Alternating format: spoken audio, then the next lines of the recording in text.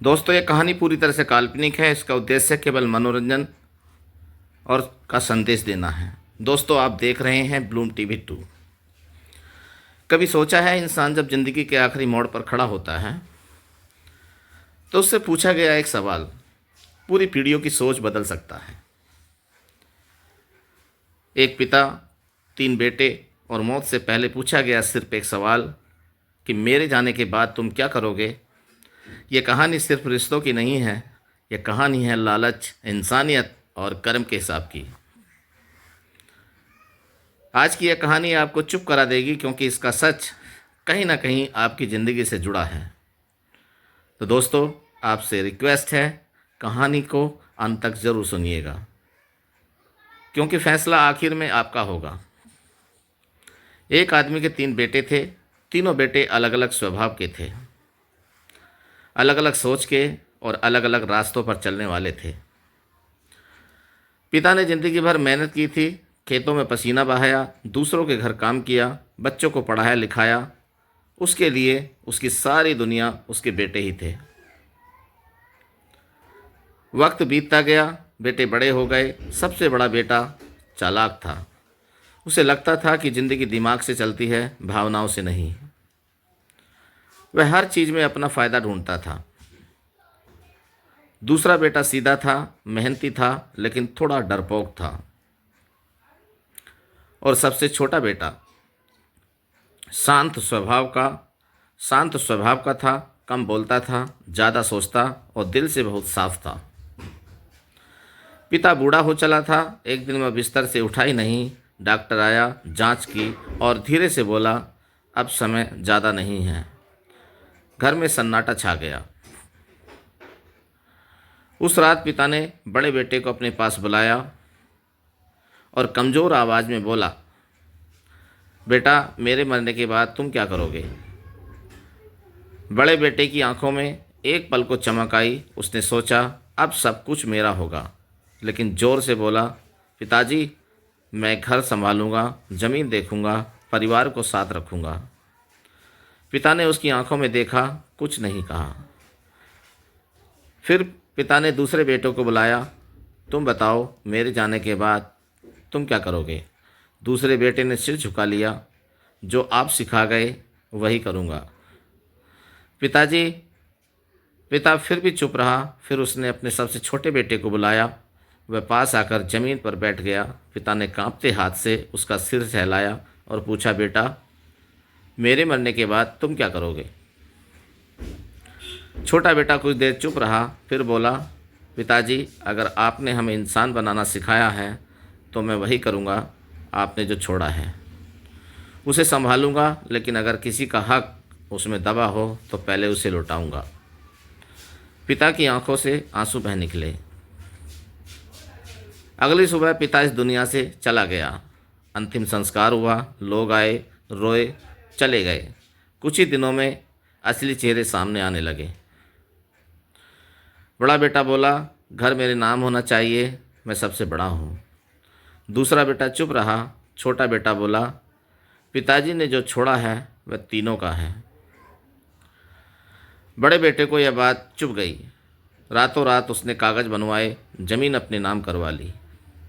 दूसरे और छोटे भाई को घर से अलग कर दिया।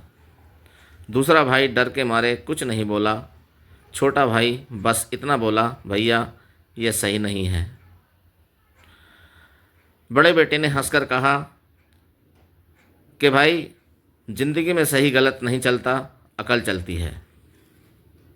तो दोस्तों, सुनते रहिएगा इस कहानी में कैसे कैसे मोड़ आते हैं। छोटा भाई घर छोड़कर चला गया। वक्त फिर बीतने लगा। जिस बड़े बेटे को सब मिल गया उसकी नींद उड़ने लगी। झूठ, लालच और डर उसके अपने बन गए। दूसरा बेटा मजदूरी करता रहा, जिंदगी खींचता रहा। और छोटा बेटा, वह एक साधारण काम करता, लेकिन जहाँ भी जाता इंसान बनकर जाता। सालों बीत जाने के बाद एक दिन वही बड़ा बेटा अस्पताल के बिस्तर पर पड़ा था। डॉक्टर ने वही शब्द कहे, अब समय ज़्यादा नहीं है।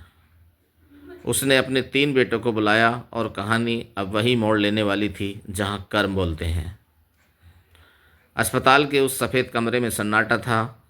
मशीनों की आवाज़, दवाइयों की गंध और मौत की आहट, सब कुछ वैसा ही था जैसा कभी उसके पिता के समय था।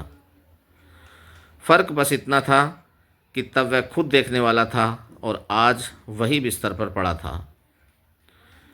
तीनों बेटे सामने खड़े थे। सबसे बड़ा बेटा महंगे कपड़ों में था, चेहरे पर आत्मविश्वास था, पर आंखों में अपनापन नहीं। दूसरा बेटा चुपचाप खड़ा था, जैसे हर बार हालात से समझौता करने को तैयार।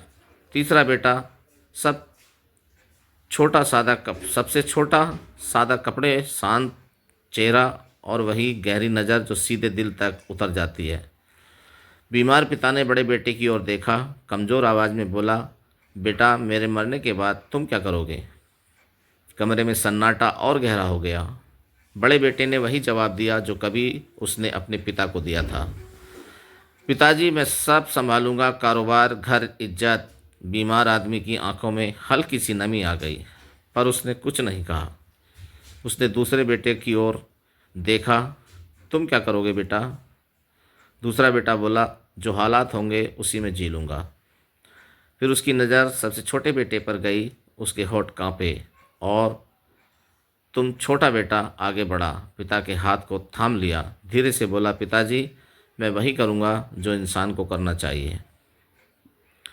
अगर आपने हमें कुछ सिखाया है तो वही आगे बढ़ाऊँगा। उस आदमी की आंखों से आंसू बह निकले। उसी रात वह इस दुनिया से चला गया। अगले दिन अंतिम संस्कार हुआ। लोग आए, रोए, फिर अपने अपने रास्ते चले गए। और फिर वसीयत खोली गई। जब वसीयत खोली गई तो दोस्तों, वसीयत खोलने के बाद सब चौंक गए। उस आदमी ने अपनी सारी संपत्ति, घर, जमीन, पैसा तीनों बेटों में बराबर बांट दी थी, लेकिन एक शर्त के साथ। शर्त यह थी कि जिस बेटे ने सबसे ज़्यादा इंसानियत दिखाई होगी वह घर का मुखिया होगा। बड़े बेटे को यह बात बुरी लगी। इंसानियत नापी कैसे जाएगी? उसने तंज से पूछा। वकील ने कहा, आपके पिता ने अपने तरीके से सब देख लिया था। कुछ ही महीनों में नतीजे सामने आने लगे। बड़ा बेटा झगड़ों में उलझ गया, पैसे बढ़े, लेकिन सुकून घटता चला गया। उसके अपने बच्चे उससे डरने लगे। दूसरा बेटा बस चलता रहा, न गलत न सही, लेकिन छोटा बेटा वह बीमारों की मदद करता रहा, कर्ज में डूबे लोगों का सहारा बना, जिसे भी जरूरत पड़ी वह वहाँ मौजूद रहा। धीरे धीरे गांव वालों ने उसे अपना मान लिया। एक दिन पंचायत बैठी। सबके एक ही नाम लिया सबने एक ही नाम लिया, सबसे छोटा बेटा। बड़े बेटे को जैसे ज़मीन खिसकती महसूस हुई। उसे पहली बार एहसास हुआ जिसे वह कमज़ोरी समझता था, वही असली ताकत थी। वह रात को अकेला बैठा था। उसे अपने पिता की आवाज़ याद आई, बेटा, मेरे मरने के बाद तुम क्या करोगे? उसकी आंखों से आंसू बह निकले। अगली सुबह वह सबसे छोटे भाई के पास गया। मुझे माफ़ कर दे, उसने सिर झुकाकर कहा। छोटा भाई मुस्कुराया। माफ़ी नहीं, बस इंसान बने रहो। उस दिन बड़े बेटे ने पहली बार हल्का महसूस किया। कहानी का सार जो दिल में रह जाए, दौलत बांटी जा सकती है लेकिन कर्म नहीं बांटे जा सकते। ज़मीन बांटी जा सकती है लेकिन इंसानियत नहीं बांटी जा सकती।